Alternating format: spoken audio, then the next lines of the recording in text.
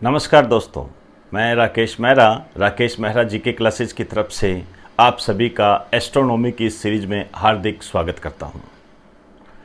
आज एस्ट्रोनॉमी की इस सीरीज में हम ग्रह से संबंधित कुछ महत्वपूर्ण तथ्यों को जानने का प्रयास करेंगे, जिसमें इसमें आपको ज़्यादा ये फैक्ट है और इनको याद रखना ही पड़ेगा।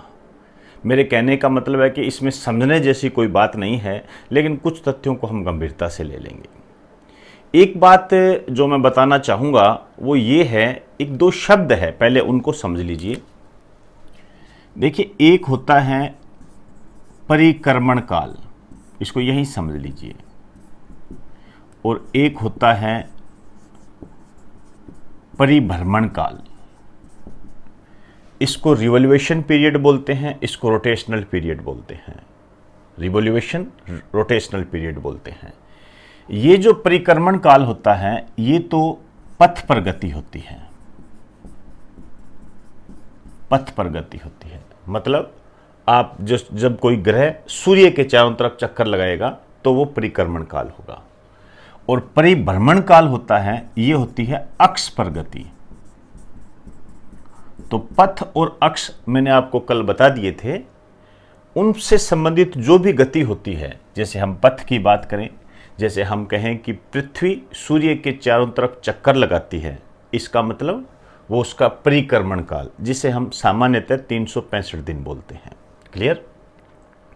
परिभ्रमण काल अक्ष पर गति होती है। अक्ष पर गति मतलब जैसे ऐसे घूमती रहेगी। जैसे पृथ्वी का यदि हम परिभ्रमण काल देखें तो वो होता है लगभग 24 घंटे। इसकी पूरी डिटेल करेंगे अपने, लेकिन फिलहाल एक बार आप इन दो शब्दों को समझ लीजिए ताकि बीच बीच में फिर आपको डिस्टरबेंस ना हो।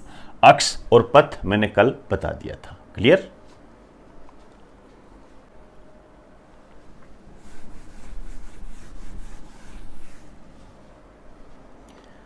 अब देखिए, हम ग्रहों से संबंधित महत्वपूर्ण तथ्यों को लेकर चलेंगे और पूरा सीक्वेंस में लेकर चलेंगे, जिसमें सबसे पहले हेडिंग डाल दीजिए बुध।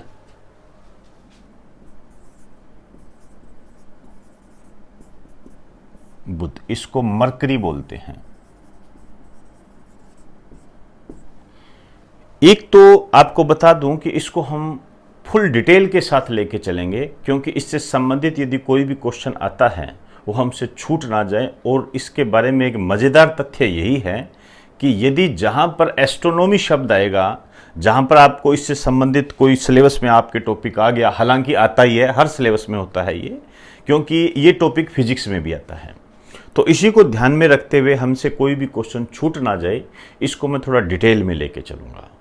तो आप इसको अन्यथा मत लेना, क्योंकि कोई भी क्वेश्चन, मान के चलिए कि जब 10 पेपर होते हैं तो उनमें ग्रह से संबंधित क्वेश्चन आता ही आता है।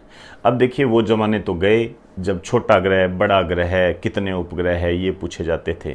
वर्तमान में इनकी डिमांड भी कम हो गई है, और यदि आता ही है तो लगभग वो सभी को आता है, और यदि कोई क्वेश्चन सभी को आता है तो मेरिट निर्धारित करने वाला क्वेश्चन नहीं होता है। क्लियर? आइए बुध की बात करते हैं। कल मैंने स्थिति बता दी थी। देखिए, इसकी खोज के बारे में ये कहा जाता है कि इसकी जो खोज हुई थी 14वीं शताब्दी में हुई थी, और एसीरियन के खगोलविदों के द्वारा।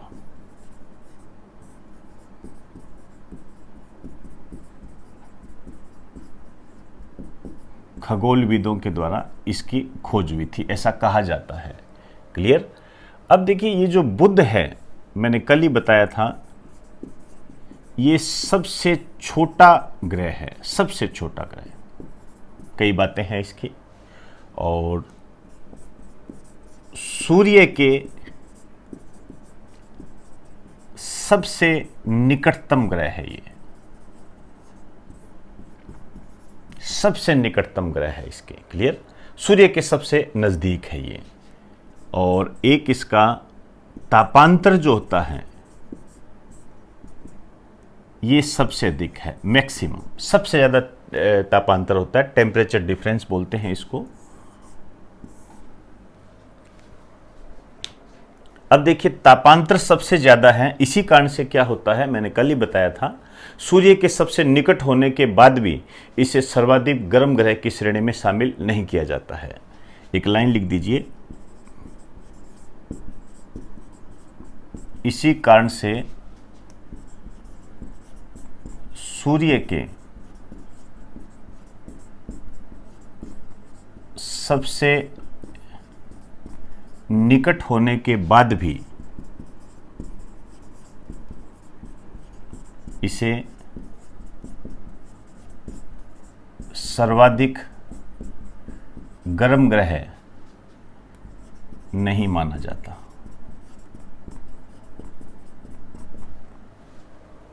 अब देखिए, ये जो तापांतर है, इसमें जो मैक्सिमम टेम्परेचर रहता है ये तो है plus 370 degree centigrade, 370 degree centigrade. ये 390 कर दीजिए, और मिनिमम जो रहता है ये रहता है -170 डिग्री सेंटीग्रेड। तो आप खुद देख लीजिए, 390 मतलब गर्म होगा तो 390 तक चला जाएगा, और सबसे कम होगा तो -170 तक चला जाएगा। इस कारण से इसका तापांतर ज़्यादा होता है, और तापांतर ज़्यादा होने के कारण ही इसे सर्वाधिक गर्म ग्रह की सूची में शामिल नहीं किया जाता है। क्लियर? अब देखिए, ये जो बुध ग्रह हैं, इस पर उपग्रह नहीं है, सैटेलाइट बोलते हैं इसको। लेकिन यहां एक बात ध्यान रखना, कई बार उपग्रह शब्द की जगह पर चांद शब्द भी इस्तेमाल कर लिया जाता है। ये इसके उपग्रह नहीं है। तो केवल 2 ग्रह ऐसे हैं, बुध और शुक्र, जिसके उपग्रह ज्ञात नहीं है। इस पर यदि मैं आपको एक क्वेश्चन बताऊं तो क्वेश्चन ये आया हुआ है कि ऐसे कौन से 2 ग्रह हैं, ध्यान से सुनना, ऐसे कौन से 2 ग्रह हैं जिसके चांद ज्ञात नहीं है। इसलिए मैंने आपको कहा कि कई बार चांद शब्द इस्तेमाल कर लिया जाता है। क्लियर? तो एक बार आप इसका स्क्रीनशॉट ले लीजिए। एक चीज यहां ध्यान रखना, इसका जो आकार है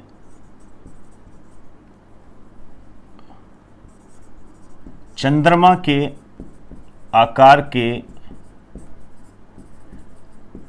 लगभग समान है। ध्यान रखना, इसको टिक कीजिए, अच्छा क्वेश्चन है। ऐसा कौन सा ग्रह है जिसका आकार चंद्रमा के आकार के लगभग बराबर है? बुध है ये। क्लियर?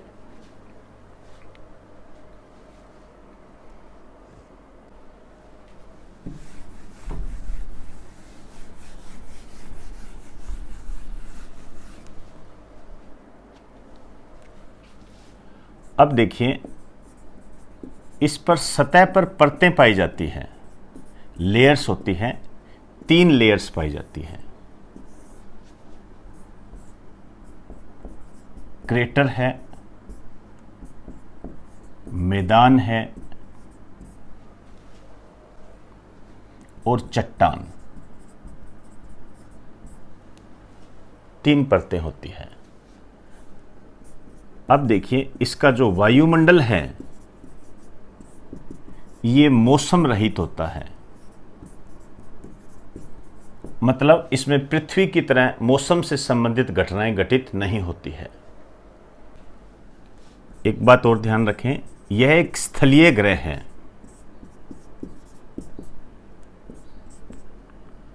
और नेक्स्ट, पृथ्वी के बाद सबसे घना ग्रह है ये, सबसे घना ग्रह है ये। आप ये कह सकते हो ऐसा क्यों है? क्योंकि यहां पर विभिन्न प्रकार की धातुएं पाई जाती है और खनिज पदार्थ पाए जाते हैं, चट्टानें पाई जाती हैं। एक लाइन लिख दीजिए, धातुओं व खनिजों की अधिकता के कारण, धातुओं और खनिजों की अधिकता के कारण। नेक्स्ट लिखिए, इसकी जो सबसे खास बात है, सूर्य के चारों तरफ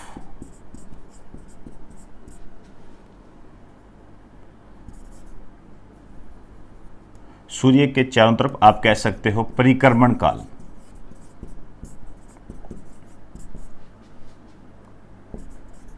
सबसे तेज गति से चक्कर लगाने वाला ग्रह।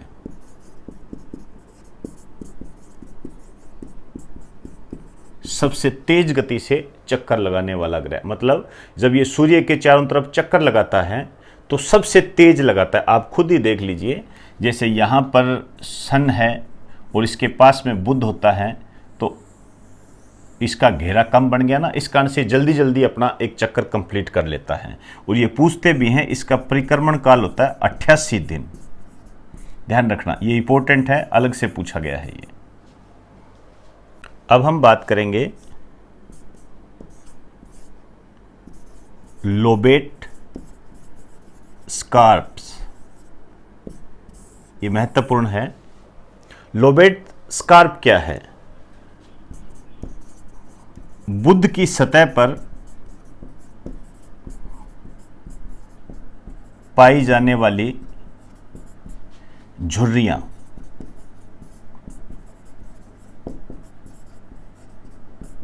आप इसको सलवटें भी कह सकते हो। बुध की सतह पर पाई जाने वाली झुर्रियों को हम लोबेट स्कार्प्स कहते हैं। ये ऐसे होता है क्योंकि आप जानते हो कि बुध सूर्य के सबसे निकट है। निकट है तो इसका टेम्परेचर ज़्यादा है। टेम्परेचर ज़्यादा है और इसमें धातु पाई जाती है, जैसे लोहा पाया जाता है। तो इसके अंदर क्या होता है, जैसे लोहा पिघलेगा तो फिर झुर्रियों जैसी, सलवटों जैसी संरचना बन जाती है। इसके आगे लिख दीजिए, लोहा पिघलता है, या आप सीधा कह दीजिए खनिज धातुएं पिघलती है।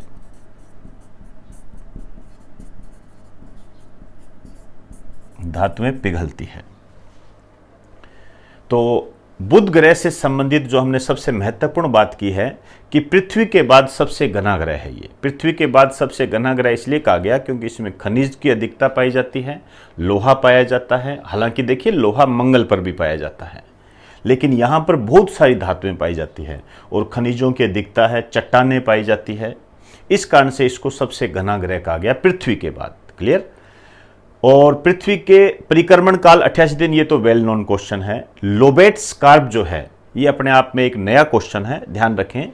बुध की सतह पर पाई जाने वाली सलवटें जो कि ताप के ज़्यादा होने से जब धातुएं पिघलती है तो उनसे पैदा होती है, इनको लोबेट स्कार्प नाम दिया गया है। क्लियर? तो एक बार आप इसका स्क्रीनशॉट ले लीजिए।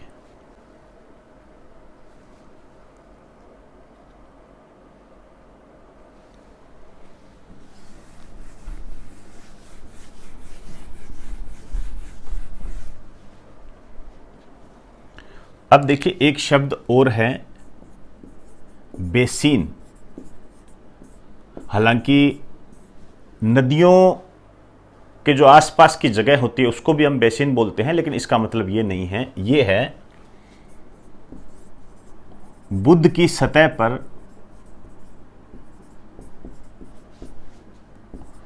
250 किलोमीटर से बड़े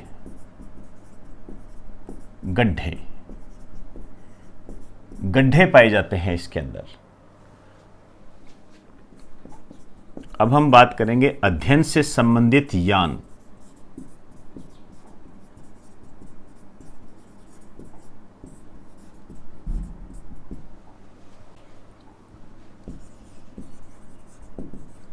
ये है मेरिनर 10। 1973 में भेजा गया था अमेरिका के द्वारा फ्लोरिडा से। इसके अध्ययन से संबंधित है। ये अपने आप में एक महत्वपूर्ण क्वेश्चन है। आपसे पूछा जाता है, जैसे मैं एक पुराना क्वेश्चन कहूं, कैसिनी यान का संबंध किस ग्रह के अध्ययन से है? कैसिनी यान का संबंध किस ग्रह के अध्ययन से है? तो इसका आंसर होता है शनि। इसी तरीके से यहां पर यह क्वेश्चन बनता है कि मेरिनर 10 यान का संबंध किस ग्रह के अध्ययन से संबंधित है? बुध ग्रह के अध्ययन से संबंधित है।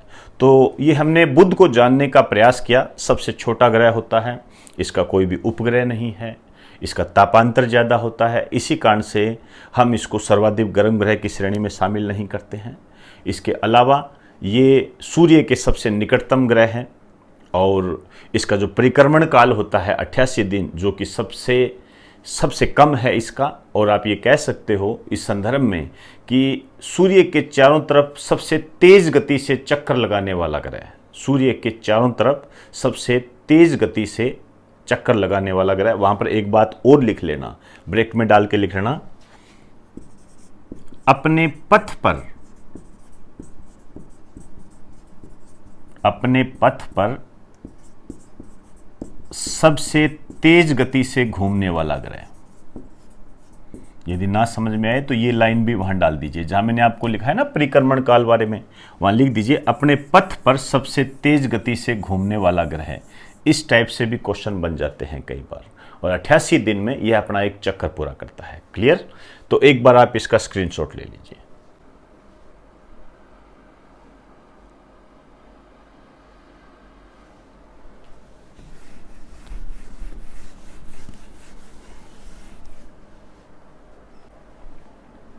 अब मैं शुक्र के बारे में चर्चा करने जा रहा हूं। हेडिंग डाल दीजिए शुक्र।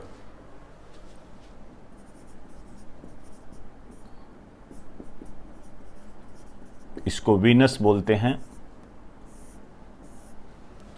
देखिए, एक बड़ा मजेदार एक तथ्य है इसके बारे में। रोम के लोगों ने प्यार व सुंदरता की देवी के नाम पर इसका नाम वीनस रखा है, और यह ऐसा एकमात्र ग्रह है जिसका नाम महिला के नाम के आधार पर रखा गया है। एक नाम लिख दीजिए, इसका वीनस नाम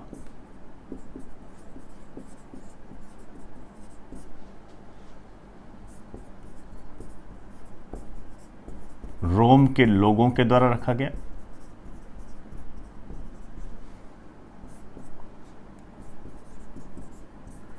प्यार व सुंदरता की देवी के नाम पर। आप कह सकते हो एकमात्र ग्रह जिसका नाम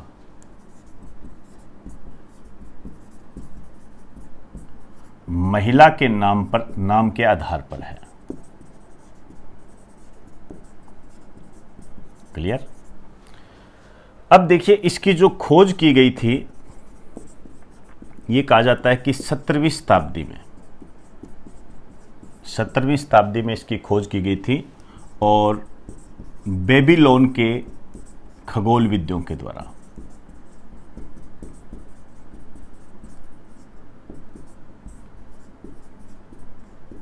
बेबीलोन के खगोलविदों के द्वारा इसकी खोज की गई थी। यह हालांकि नॉर्मल बात है।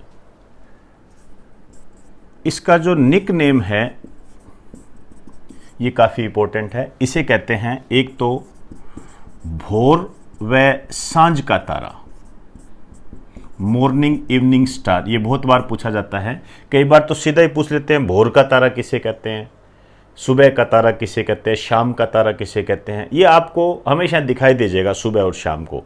इस कारण से इसको भोर व सांझ का तारा कहते हैं। और कुछ धार्मिक ग्रंथों में इसका नाम पृथ्वी की बहन दिया गया है, सिस्टर ऑफ अर्थ। पृथ्वी की बहन इसका नाम दिया गया है। अब और भी कई बातें हैं इस संबंध में, जैसे हम कहें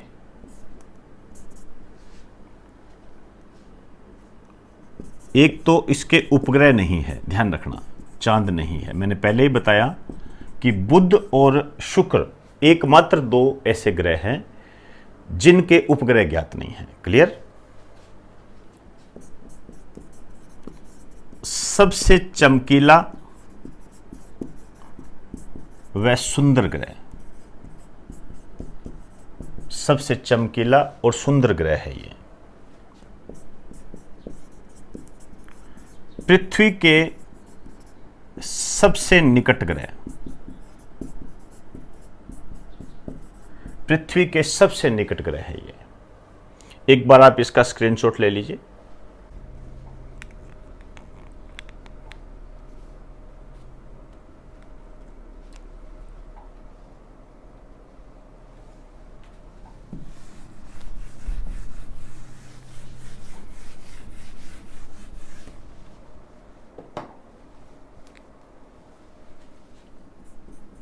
ये जो है सर्वाधिक गर्म ग्रह है।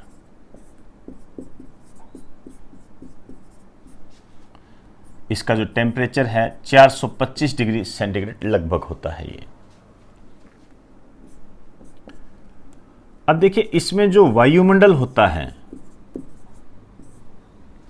इसके वायुमंडल में 90% CO2 गैस पाई जाती है लगभग, कई जगह 92% है, तो ये कोई महत्वपूर्ण वैसे बात नहीं है। 90% के आसपास इसमें CO2 गैस पाई जाती है। इस कारण से इसमें क्या दबाव पैदा होता है। आप ये कह सकते हो कि CO2 गैस है तो जो वायुमंडलीय दाब होगा इसका, ये अधिक होगा, वायुमंडलीय दाब अधिक होगा। अब ये जो वायुमंडलीय दाब अधिक होगा, इसी कारण से एक तो इसको कहते हैं प्रेशर कुकर की भांति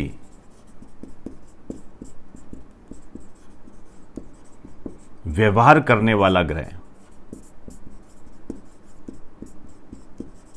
एक तो इसको ये नाम दिया गया है क्योंकि इसका दाब अधिक है, इसी कारण से इसको प्रेशर कुकर की भांति व्यवहार करने वाला ग्रह कहते हैं। दूसरी जो इसकी खास बात है, अब देखो वायुमंडलीय दाब जब अधिक होगा इसका, तो कोई भी एस्टेरॉइड्स है या क्षुद्र ग्रह है, इसके सतह के अंदर प्रवेश नहीं कर पाएगा, और सतह के अंदर यदि प्रवेश नहीं करेगा तो वो सतह से टकराएगा नहीं, सतह से टकराएगा नहीं।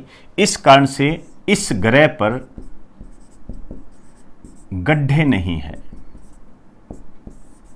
गड्ढे नहीं है वायुमंडलीय दाब अधिक होने के कारण। आप ये भी कह सकते हो कि गड्ढे नहीं है, एस्टेरॉइड्स टकरा नहीं पाता है, एस्टेरॉइड इसकी सतह से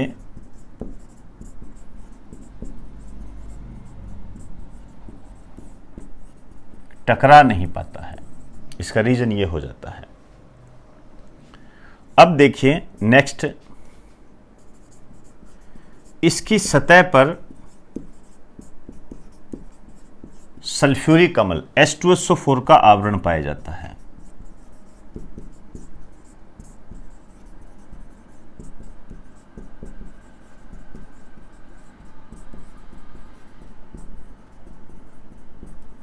सल्फ्यूरिक अम्ल का आवरण पाया जाता है इसकी सतह पर। नेक्स्ट, अब देखिए इसका जो आकार होता है पृथ्वी के लगभग बराबर,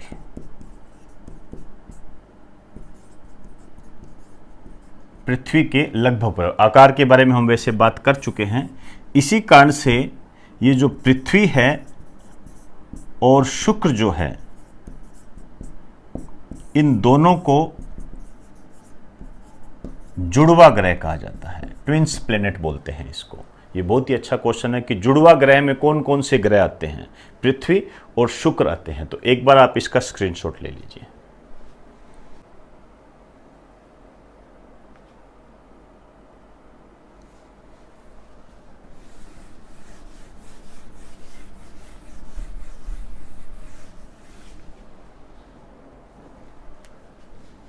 नेक्स्ट लिखिए, अपनी अक्ष पर, अपनी अक्ष पर मतलब एक्सिस पर, आप इसको कह सकते हो परिभ्रमण काल, परिभ्रमण काल। अपनी अक्ष पर सबसे धीमी गति से घूमने वाला ग्रह,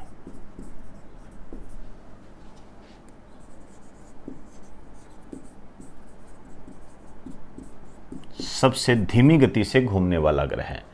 तो ये अपनी अक्ष पर सबसे कम तेज गति से घूमता है, धीमी गति से घूमता है ये, और इसका जो दिन है 243 दिन, ध्यान रखना 243 दिन। आप कह सकते हो कि पृथ्वी अपनी अक्ष पर जो चक्कर लगाती है उसको पूरा करने में 24 घंटे लगाती है, जबकि जो ये शुक्र है ये अपनी अक्ष पर घूमने में 243 दिन लगाता है। इससे पहले मैं आपको रिवाइज करा दूं कि एक छोटा सा नोट डाल के लिख ही दो चाहे, क्योंकि यहां तुम गड़बड़ी करोगे। अपने पथ पर मतलब परिक्रमण काल, सबसे तेज गति से घूमने वाला ग्रह,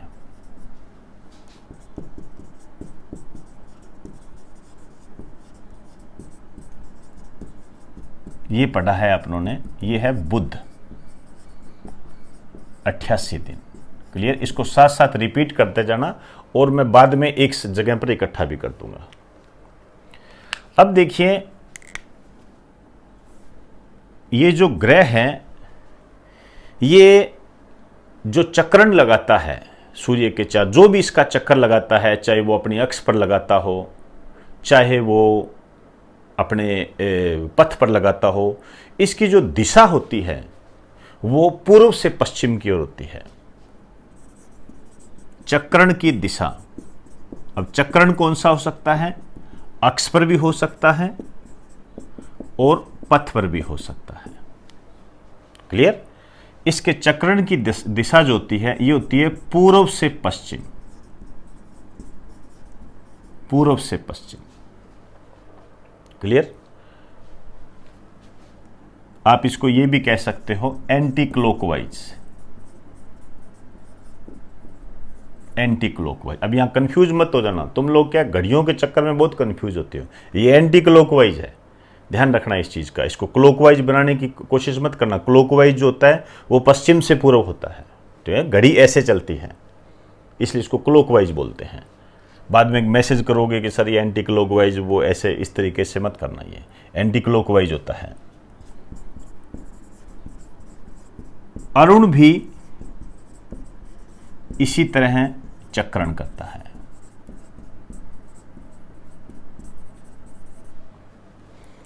अब देखिए, अपने आप में एक महत्वपूर्ण क्वेश्चन बन गया आपके सामने। अरुण भी इसी तरह चक्रण करता है, मतलब इस सौर मंडल में केवल 2 ग्रह ऐसे हैं, शुक्र और अरुण, जो कि एंटी क्लॉकवाइज चक्रण करते हैं। अन्य सभी क्लॉकवाइज या पश्चिम से पूर्व की तरफ चक्रण करते हैं। जैसे हम कहते हैं पृथ्वी पश्चिम से पूर्व की तरफ चक्कर करती है, उसी तरीके से ये ध्यान रखें इस चीज का। ये क्वेश्चन आया भी हुआ है, लेकिन ये क्वेश्चन शुक्र के संबंध में आया हुआ है। नेक्स्ट, सूर्य का चक्कर लगाते समय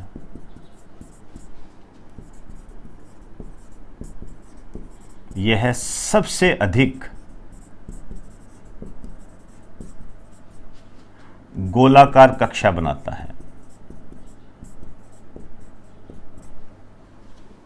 सबसे अधिक गोलाकार कक्षा बनाता है। आप समझ गए होंगे कि ग्रह है, सूर्य के चारों तरफ चक्कर लगाएगा, तो सूर्य के चक्कर लगाने की दिशा कैसे भी हो सकती है, वो इस तरीके से ही बना सकता है। लेकिन ये जो चक्कर लगाता है, ये पूरा ऐसे ज़्यादातर गोल आकृति बन जाती है इसकी, तो इसलिए ये कहा गया कि सूर्य का चक्कर लगाते समय सबसे अधिक गोलाकार कक्षा बनाता है। नेक्स्ट, इस पर ज्वालामुखी पाए जाते हैं और जो नासा है, अमेरिका की अंतरिक्ष एजेंसी, नासा की रिपोर्ट के अनुसार 1000 से अधिक, हालांकि इसमें सक्रिय और निष्क्रिय दोनों ही प्रकार के होते हैं, 1000 से अधिक ज्वालामुखी इसके अंदर पाए जाते हैं। नासा आप जानते ही हो, national aeronautics and space administration, America की अंतरिक्ष एजेंसी है ये। क्लियर? तो एक बार आप इसका स्क्रीनशॉट ले लीजिए।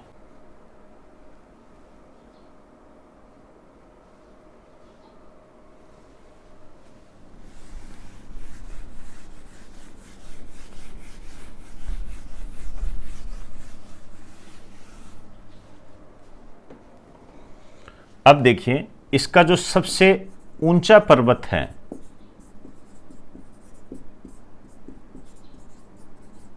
ये है मैक्सवेल मोंटस, सबसे ऊंचा पर्वत है ये, और इसकी जो ऊंचाई है ये है 8.8 किलोमीटर। अब आप खुद देखिए, 8.8 किलोमीटर के पास इसकी ऊंचाई है, तो इसकी जो ऊंचाई है माउंट एवरेस्ट के लगभग बराबर है।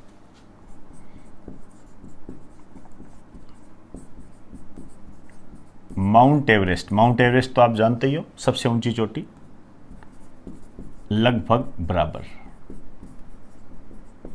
तो आपसे यहां पर यह क्वेश्चन पूछा जा सकता है कि शुक्र ग्रह का सबसे ऊंचा पर्वत कौन सा है? और पूछने का कारण ये है क्योंकि ये पृथ्वी से समानता रखता है। माउंट एवरेस्ट हम पृथ्वी का सबसे ऊंचा पर्वत कहते हैं, और इसी के लगभग मिलता जुलता मैक्सवेल माउंटस है जो कि शुक्र का सबसे ऊंचा पर्वत है।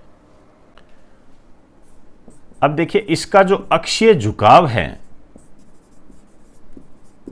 ये 3 डिग्री होता है। अब देखिए 3 डिग्री जब अक्षीय झुकाव है तब बहुत कम होता है, इस कारण से यहां पर मौसम का अनुभव नहीं होता है। 2 प्रभाव पड़ेंगे इससे, एक तो मौसम का अनुभव नहीं होता है,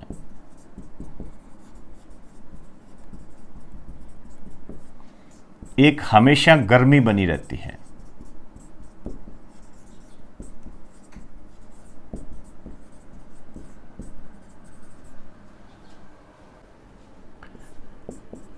नेक्स्ट लिखिए, अध्ययन से संबंधित यान, ये है वेनेरा 3। ध्यान रखें, मैंने पहले भी बताया जब मैंने बुध कराया था, यान अपने आप में एक महत्वपूर्ण टॉपिक है, इसको इग्नोर ना करें बिल्कुल भी। बुध से संबंधित यान भी मैंने बताया है और शुक्र से संबंधित यान भी मैंने आपको बताया है, तो एक बार आप इसका स्क्रीनशॉट ले लीजिए।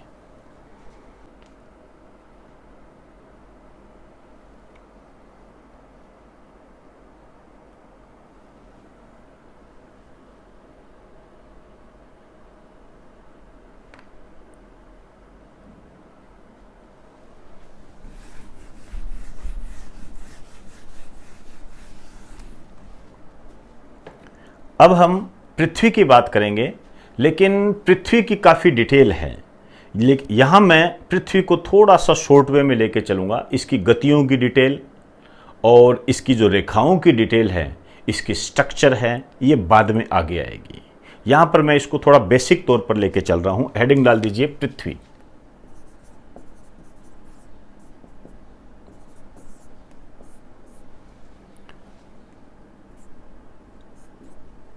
ये जो पृथ्वी है इसका निकनेम अपने आप में महत्वपूर्ण है। एक तो इसको कहते हैं नीला ग्रह, नीला ग्रह कहते हैं। ये नीला ग्रह इसलिए कहते हैं क्योंकि इस पर पानी काफ़ी पाया जाता है और पानी पाए जाने के कारण इसके नीले रंग की अनुभूति होती है। आप ये कह सकते हो इसको नीला ग्रह इसलिए कहते हैं रंग के कारण। दूसरा इसको कहते हैं हरा ग्रह। हरा ग्रह, हरा ग्रह इसलिए कहते हैं क्योंकि इसमें जीवन पाया जाता है।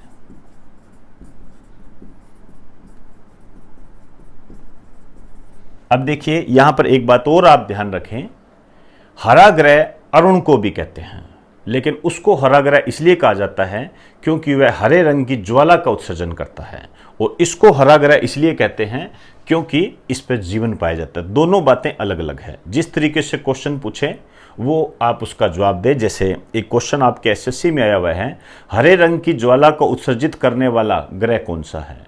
यूरेनस। क्लियर? अरुण। एकमात्र ग्रह, हम ग्रह की बात कर रहे हैं, एकमात्र ग्रह जिस पर जल तरल अवस्था में पाया जाता है,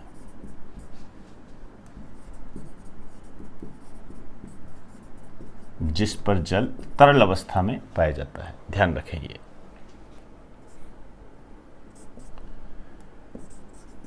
सर्वाधिक घनत्व वाला ग्रह, मैक्सिमम डेंसिटी प्लेनेट। अब देखिए सबसे ज्यादा घनत्व पृथ्वी का होता है और सबसे कम घनत्व जो होता है शनि का होता है। उसकी बात बाद में करेंगे। अब ये जो पृथ्वी है इसका एकमात्र उपग्रह है, आप कह सकते हो एकमात्र उपग्रह है। चांद भी बोलते हैं, और शायद हम अन्य उपग्रहों को चांद नाम इसलिए देते हैं क्योंकि हम इन सब की तुलना अपने चंद्रमा से करते हैं। तो इसका एकमात्र उपग्रह जो है ये है चंद्रमा। चंद्रमा इसका एकमात्र उपग्रह है। क्लियर? तो एक बार आप इसका स्क्रीनशॉट लीजिए।